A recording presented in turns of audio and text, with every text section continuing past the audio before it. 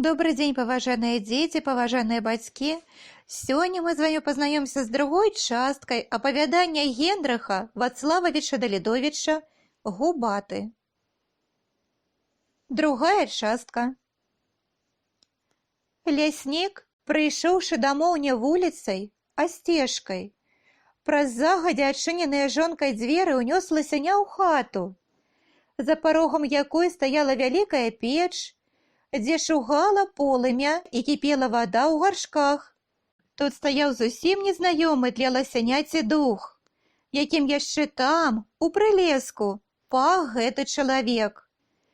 Ласяня апусцілі і палажылі ў кут на цвёрдую падлогу, а сам носчык разагнуўся і памахаў, мусіць, з дранцвелымі рукамі. «Дзе ты яго ўзяў?» – спытала невысокая, поўненькая гаспадыня. «Такое ж яшчэ малюсенечкае». «Падабраў у каралёвым бары», – адказаў муж, высокі, плячысты, сярэдніх гадоў мужчына.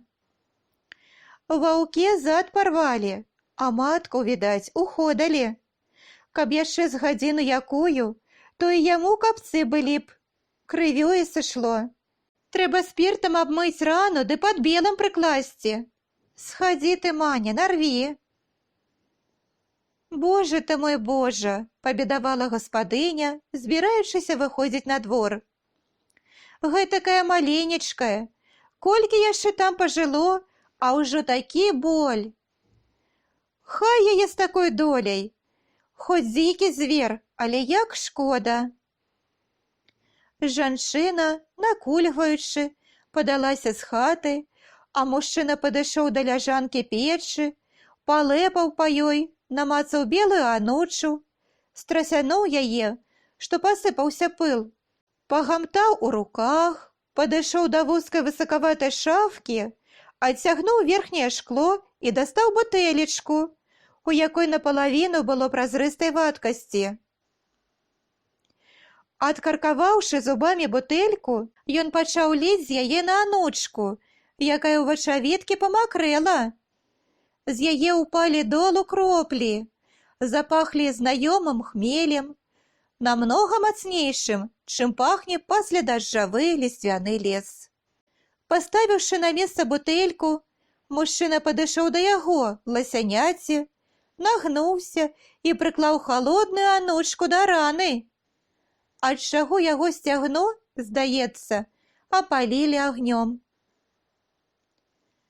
Яно дзіка замукала, спрабавала ўскочыць, але ляснік паклаў другую дужую руку на спіну і прытрымаў, супакойваючы. «Ну пацярпі, маё цялятка, папячы яшчэ трохі, сціхне». І вадзіў да вадзіў, выціраючы латкаю па ране, і вакол яе, раз за разам, перакручваючы анучку, хаваючы ўсярэдзіню камячка крывяныя плямы. Выціраў, трымаў спіну і сам ад нечага крывіўся, робячы зусім маленечкія вочкі. Ласяня моцна-моцна заплюшчыла вочы і зайшлося ад болю, ад якога закалола ў скроні, думала, што вось ужо напраўду наступіў канец. Але пасля, і нават нечакана, боль пачаў паціху слабець, пакідаючы толькі пра сябе напамінак, шчымлівы зуд, і здалося, што параненая нага, якая торгала, палягчэла, стала лёгкая-лёгкая. Мужчына гладзіў яго па галаве, шыі, і яна ўсцішылася, ткнулася галавою да цвёрдага долу, стомлена, але з палёгкаю заплюшчыла вочы, адчуваючы, што будзе жыць, што небяспека праходзіць, прападае, а замест яе прыплывае спакой да суцяшэння, што стала менш балець, а пасля раптам захацелася есці.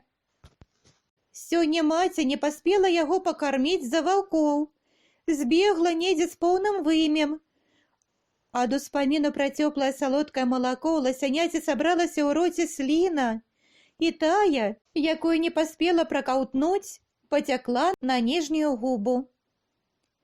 «Ці не естачкі ты хочаш?» лагодна запытаў ляснік. Зараз знойдзем табе малачка, напоім, каб падужэў. І адышоў да белай шафкі. Адчыніў дзверцы, узяў з палічкі збанок, трымаючы яго вялізнай рукой з горлачка, пакруціўся, нешта шукаючы, пасля ўзяў міску, наліў яе малака і паднёс да ласяняці. Яно пачула знаёмы малочны пах, хоць ён і быў не зусім такі, як у мамы ласіхі. Адразу ткнулася ў міску, ды так няўдала, што свежае, відаць, яшчэ нядаўна надоенае малако залілося ў ноздры, адчаго прыйшлося некалькі разоў фыркнуць і апырскаць чалавека да падлогу. «Да ты не ўмееш яшчэ піць з місы! Ты яшчэ, брат, зусім не еглы!» Усё так жа лагодна сказаў ляснік, устаў і зноў падаўся да шафкі. Узяў там бутэльку і, нагінаючы, льючы на стол, пачаў пераліваць у яе з міскі малако. Ласяня, шкадуючы, што так хутка прапаў ласунак, аблізала языком губы, бараду, адчуўшы, што і гэтае малако смачнае, з радасцю праглынула ўсё, што трапіла ў рот, яшчэ больш распаляючы голад.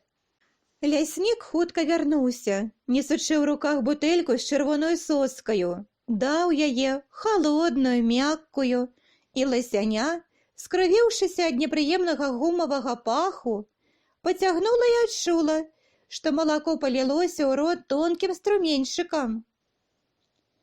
Ад радасці яно ледзь не захлынулася, памкнулася ўсхапіцца, але яго працяў боль у назе, і прыйшлося аціхнуць, перачакаць, калі стане лягчэй.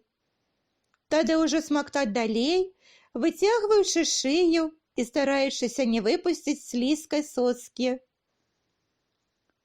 І ўжо смокчучы, яно бачыла, як з другой, адгароджанай палавіны хаты, адчыніўшы дзверы, зайшло двое заспаных босых дзяцей. Худаваты, але высокі хлопчык гадоў сяне і поўненькая, у доўгай белай кашульцы, дзяўчынка гадоў 5. Спачатку, тручы ручкамі вочы, яны з дзівам пазіралі на бацьку і на яго, а пасля ажывіліся, пайшлі сюды хутка-хутка, і ў іх адразу прапаў сон. Шырока адплюшчыліся вочы і паадкрываліся роцікі. «Гэта другое цялятка?» – запытала мякенькім, далікатным голасам дзяўчынка. «Дзе ты яго ўзяў?» Бацька нічога не адказваў, пасміхаўся. «Гэта не цялятка», – сказаў хлопчык, пакручваючы на голым вострым плечыку шлейку ад майкі. «Гэта маленькі лось. Так, татусь?» «Так, дзеці», – сказаў ляснік. «І цяпер ён будзе жыць у нас, пакуль не вылечым яго». «Лёсь, Лёсь!» – прысеўшы каля ласяняці і гладзячы яго маленькую ручкаю па спіне, гаварыла дзяўчынка, а пасля зайшла з другога боку і пацягнулася да бутэлькі. «Дай я, татусь!» І як той згадзіўся, узяла бутэльку і трымала яе абедзвюма ручкамі. Ласяня, з цікавасцю пазіраючы на маленькіх дзяцей, высмактала ўсё малако, нават доўга патрымала пустую соску, адчаго тая засвістала, а пасля зліплася.